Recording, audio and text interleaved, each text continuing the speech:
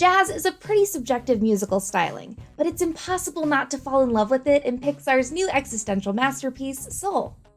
This movie is definitely a lot different from the majority of Disney-Pixar's catalog. From its muted color palette, to its 48-year-old protagonist, to its extremely open-ended finish. I'm Whitney Van Laningham, and in this breakdown, we'll dive into the Easter eggs and juicy meanings of Pixar's incredibly unique Soul.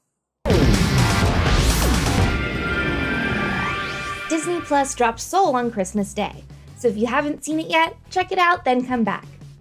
This movie has some great lessons and themes that are best experienced firsthand, so give it a watch, then circle back here to discuss all the spoilers.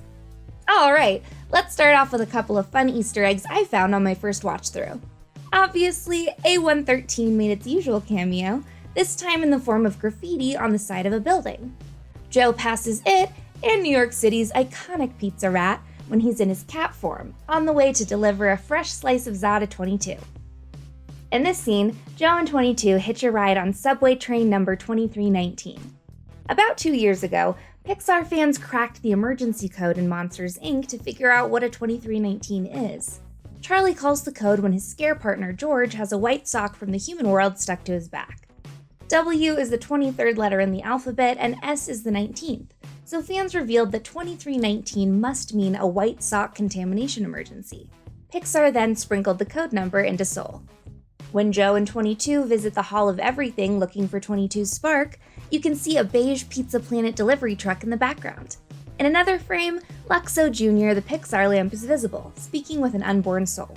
Back at 22's box home, we also see the Luxo ball being used as the table or base beneath a horsey statue. 22 has had a lot of different mentors over the last bazillion years, so their memory wall is chock full of Joe's failed predecessors' name tags. Badges of honor for them, really. Among the name tags is the name of Joe Ranft, a screenwriter, animator, storyboard artist, and voiceover artist who worked at Disney-Pixar until his untimely death in 2005. Likewise, Joe Grant, another writer, animator, and Disney legend, is also up there. He too passed away in 2005.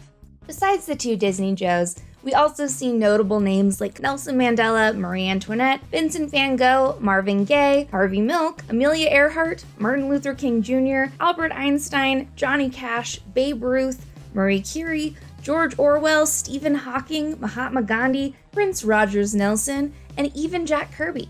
On the subway, you can see an ad for Brang, the tech startup company that Riley's dad, Bill Anderson, moves to San Francisco to work for in Inside Out. Those are all the Easter eggs that I could find, but let me know what you caught in the comments. Now let's talk about themes and messages, because for a Pixar movie, Soul is a little more complex and nuanced than the standard fare. In the broadest of senses, Soul is about the meaning of life, and wrestles with the age-old questions of what constitutes a life well lived. For a majority of the film, we're led to believe that a soul's spark is the guiding purpose to one's life. But as the movie unfolds, we learn that's not necessarily the case. Both 22 and Joe erroneously believe that the spark is the sole factor in how a person should live out their existence. Joe because he's been fixated on his music career, and 22 because this defining trait is the thing separating them from physically experiencing life.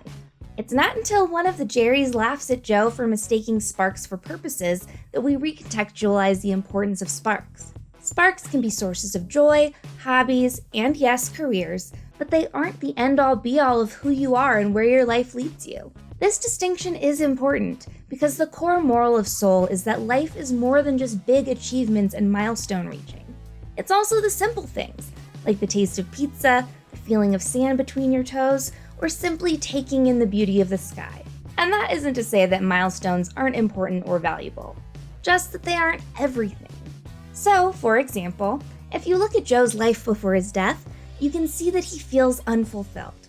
This isn't because he isn't a jazz superstar, but because he rarely takes the time to appreciate the small things that he should be grateful for. Contrast this with his barber Des. Despite not following his initial dreams of becoming a veterinarian, Des is at peace with his place in the universe. When his daughter got sick, Des rerouted his life's trajectory and found a new passion and fulfillment in being a barber. Des isn't bitter that he never got to live out his childhood dream of healing animals. Instead, he's grateful that he can bring beauty and confidence to his customers, and loves getting to hear all the different stories that they tell him. I don't think it's a coincidence that Joe is surprised that there's more to Des. He's usually so single-mindedly focused on jazz that he hasn't really thought to ask his barber about the other aspects of his life. Although he thought that their common interest in jazz brought them closer together, that narrow lens actually prevented him from getting to know his friend on an even deeper level. Seeing Des through this wider lens makes him realize not only that Des is more complex than he thought, but also that there's more to living than just your spark. After playing the gig of his dreams with the Dorothea Williams Quartet, Joe realized that he enjoyed the experience, but that it didn't fundamentally make him feel any different or any more or less fulfilled. Not only has Joe built up this fantasy scenario in his mind for years, he's also believed that playing with his jazz idol is his life's purpose, and that once he achieved it, something inside him would change. He speaks to Dorothea about these feelings, and she tells him a story about a young fish and an old fish. The young fish asks the old fish how to get to the ocean, and although the old fish insists that he's already in the water, the young fish refuses to accept that and continues searching for the thing he already has. Joe learns the very important lesson that even if all your wildest dreams come true, it doesn't make your life exponentially better than someone who hasn't experienced that. Your life will continue no matter what you do, and in the end, it really isn't about those big defining moments. It's all about the little instances that you barely noticed happening that mean the most. Even if you get everything you want in life, you still might not be happy if you don't slow down and appreciate the small stuff too. I think it's also important to acknowledge that sparks can lead to souls becoming lost in the zone. Moonwind notes that souls become lost when a person becomes shut off from other aspects of life through obsession. While these obsessions can be things like stock trading to make a living, or games like Tetris, they can also be sparks, or they can be anything. After all, it's possible that a healthy level of gaming or making money could be sparks on their own, but it's passing the point of obsession where it becomes detrimental to a person's well-being. This makes me wonder, with all of Joe's obsessing, could he have been a bit of a lost soul before the start of the film? Because Joe misinterprets what a spark is for most of the movie, he unfortunately imparts his misguided opinions on his mentee. 22 has insisted since nearly the dawn of time that there's absolutely nothing at all in life that could ever spark their interest or give them a sense of purpose on Earth. After all, 22 is literally the 22nd soul in the Great Before, so clearly the struggle is real.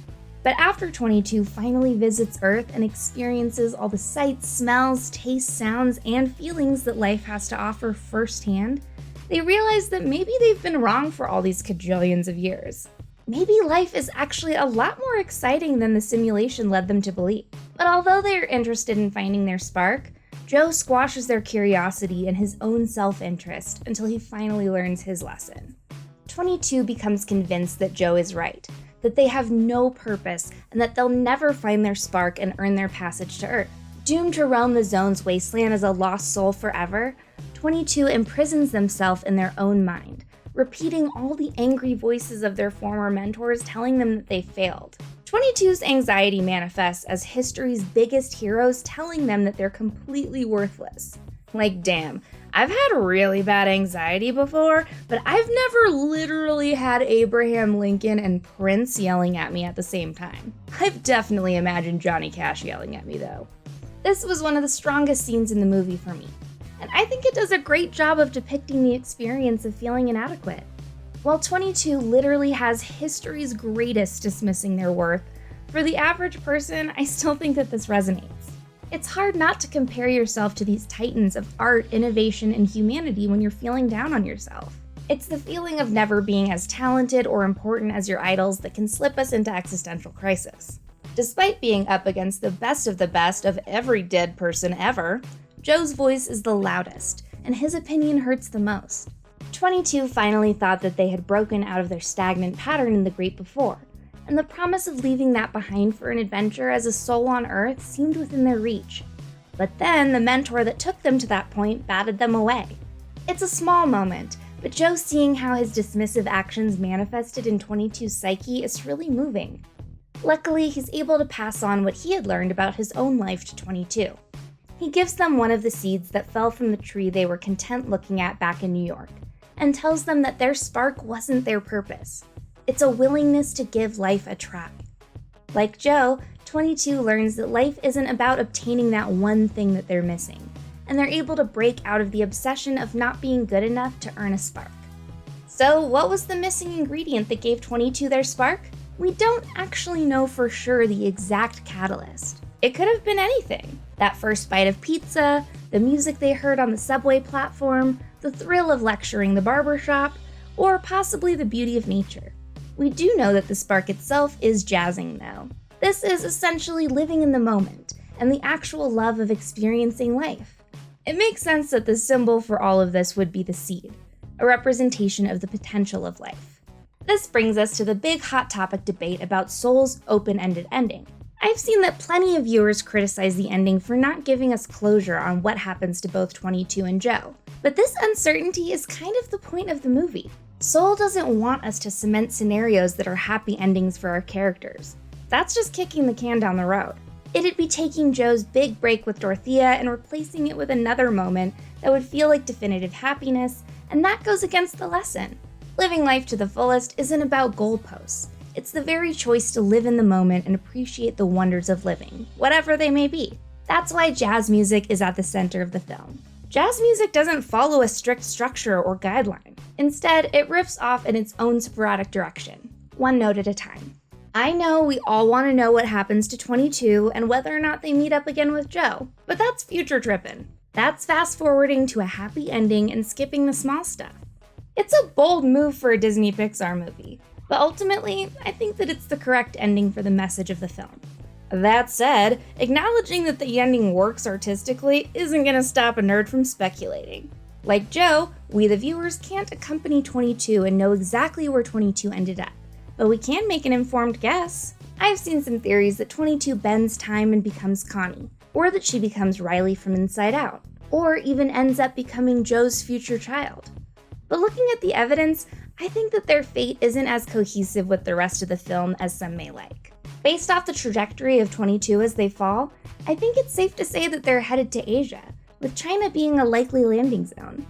I wouldn't say it's impossible for a Chinese newborn to reconnect with a New York jazz musician, but it's probably unlikely that Joe will ever meet whoever 22 becomes. As for Joe himself, what's next with his life? Does he take the full-time teaching job or continue to tour with Dorothea Williams? Does he call Lisa and profess his feelings? Or does he hop on Tinder and start swiping right on other middle-aged band geeks? Or, armed with the newfound knowledge that jazz doesn't have to be the only love of his life, does he try out a new hobby for a change? Any answer here is valid, but I think that the safe answer is that he continues to play with the Dorothea Williams Quartet while still teaching private lessons during the day. I'd also like to think that Joe's appreciation for his second shot at living allows him to remain open-minded about his future. He now knows that his life is being well lived, no matter what he chooses to do. And that kind of freedom will likely allow him to explore new passions. As for Lisa, he probably does shoot her a text, considering his new grab life by the balls perspective. These are some of my thoughts on Pixar's Soul, but I want to know what you guys think in the comments. Are there any Easter eggs that I missed? What do you think Joe does next? Where do you think 22 ends up? Let me know in the comments below. Like and subscribe to Nerdwire, and stay tuned for more videos.